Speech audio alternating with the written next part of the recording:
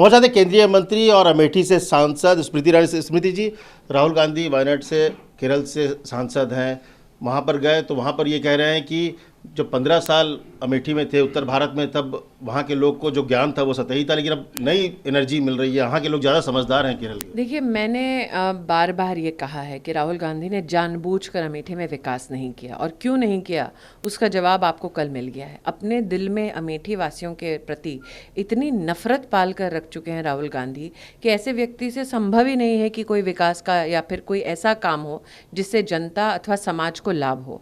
और कल जो उन्होंने अपमान किया, मात्र अमेठी का नहीं, पूरे उत्तर भारत का अपमान कर दिया। क्यों? क्योंकि उत्तर भारत ने कांग्रेस को पूरी तरह से रिजेक्ट किया हुआ है।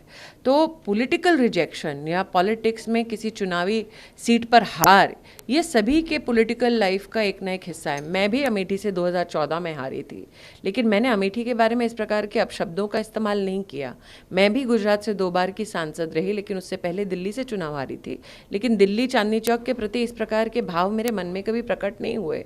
राहुल गांधी की पॉलिटिक्स और उनके मन के जो भाव हैं कल जो निकल कर आए पूरे उत्तर भारत के लिए, मुझे लगता है एक तरफ वो डिवाइसिव पॉलिटिक्स खेलने की कोशिश कर रहे हैं कि एक रीजन को दूसरे रीजन के उसके मध्य में फूट डालो, दूसरी तरफ जनता के प्रति इतना बैर कांग्रेस पार्टी के आला कमान के मन में, मुझे लगता है ये अपने आप में बहुत ही दुखद है, निंदनीय है। आप भी हारने के बाद भी लगातार गई, करीब 21 बार आप अमेठी गई, लेकिन लगता है कि इस बार जब आपने शायद वहाँ पे ज़मीन खरीद ली तो उसके बाद उनको लग गया कि अब शायद कोई जगह नहीं है, या अब उन्होंने हार मान ली कि अब अमेठी में उनका भविष्य नहीं है। बात मेरी नहीं है, मुझे लगता है बात इससे बड़ी है। आप एक नागरिक के नाते आपका अधिकार होता है किस नेता को वोट दें।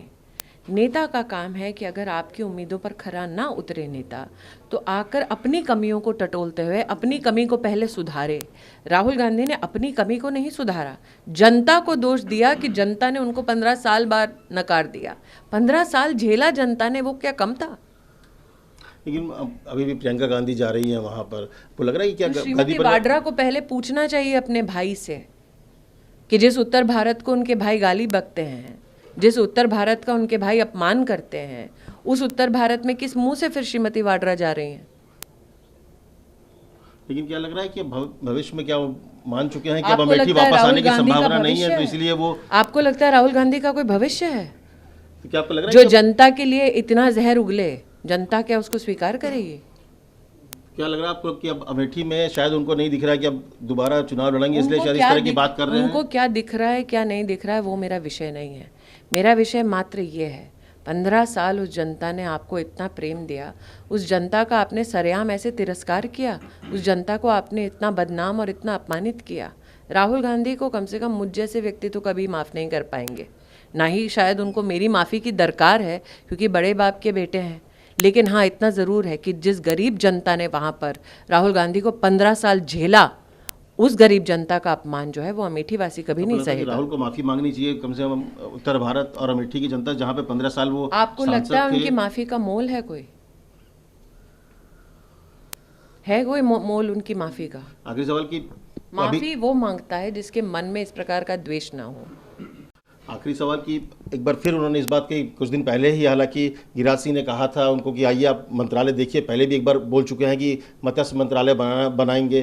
कल आज फिर उन्होंने यही बात केरल में कही है। इसका मतलब केरल की जनता को झूठ बोला राहुल गांधी ने, जानते हुए कि इस प्रकार का मंत्रालय है। केरल की जनता का अपमान किया राहुल गांधी ने, ये जानते हुए कि वो जो बोल रहे हैं वो एक असत्य है, ये जानते हुए कि जो वादा कह रहे हैं वो वादा झूठा है। बहुत धन्यवाद। साफ तौर पे स्मृति का कहना है कि कहीं ना कहीं न सिर्फ अमेठी बल्कि पूरे उत्तर भारत के लोगों का अपमान किया है राहुल गांधी ने। कैमरामैन संजय सिंह के साथ अमित कुमार, दिल्ली, न्यूज़ 24।